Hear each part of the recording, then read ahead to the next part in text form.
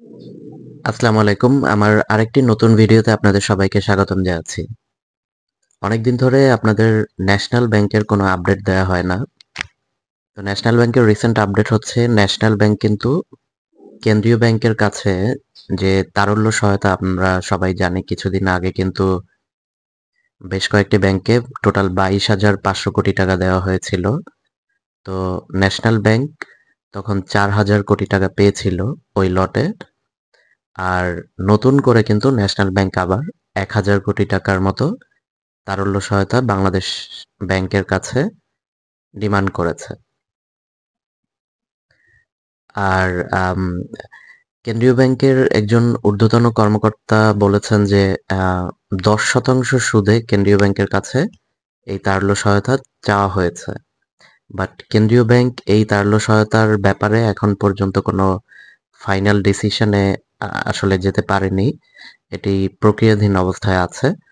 আর এছাড়াও ন্যাশনাল ব্যাংকের আরো বেশ কিছু আপডেট আছে যে তারা কিন্তু আগের থেকে ক্রমান্বয়ে তাদের যে আম, ট্রানজেকশনের যে গতি প্রকৃতি সেটি কিন্তু আগের থেকে বেশ বেগবান হয়েছে এবং তারা কিন্তু আগের থেকে আস্তে আস্তে ভালো অবস্থানের দিকে যাচ্ছে এবং প্রতিদিনই তারা কিন্তু নতুন নতুন ডিপোজিট পাচ্ছে।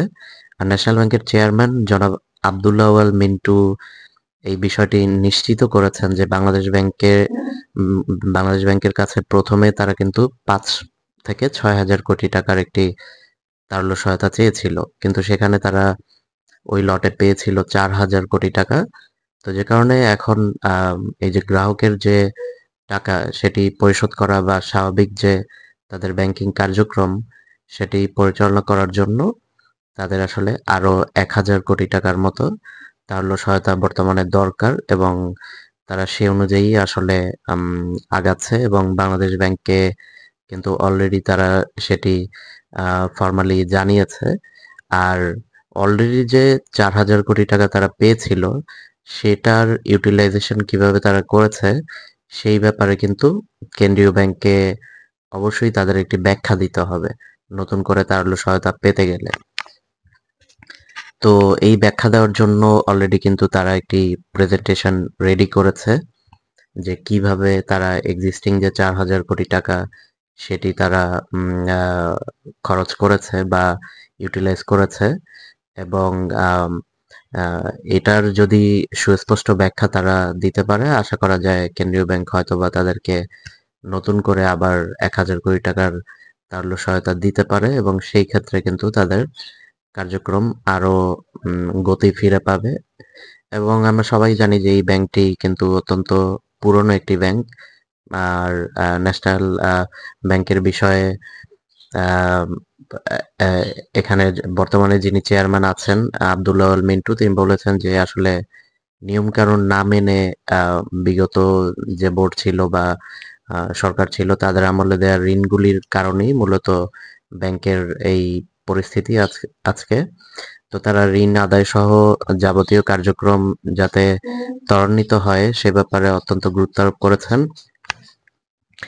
এবং ব্যাংকটি যাতে আবারও তাদের হারানো ঐতিহ্য ফিরে পায়।